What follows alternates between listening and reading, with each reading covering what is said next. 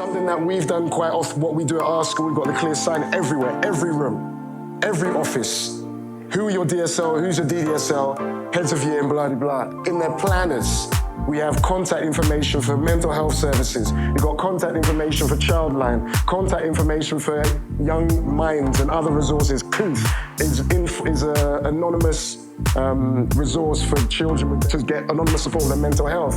And we put that all in their planners. One thing I've put in a lot of these slides is don't assume, teach it explicitly. If you know how you want kids to behave with one another, don't assume they know how to do it.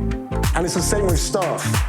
If you know how you want staff to either listen to a child, or how you want them to report their concerns, or how you want them to respond, don't just assume they know. If you've got a new teacher coming into the building, they probably never sat down with a young person who's making a disclosure.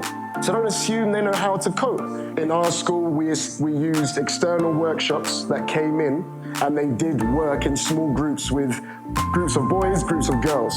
And the groups with the boys did a lot of work on masculinity, did a lot of work on understanding the difference between gender and sex and understanding what it means to be, well, inverted commas, what it means to be a man and where this all comes from. So they learn and they grow up questioning things and realizing that most of the stuff they think is true are just societal constructs.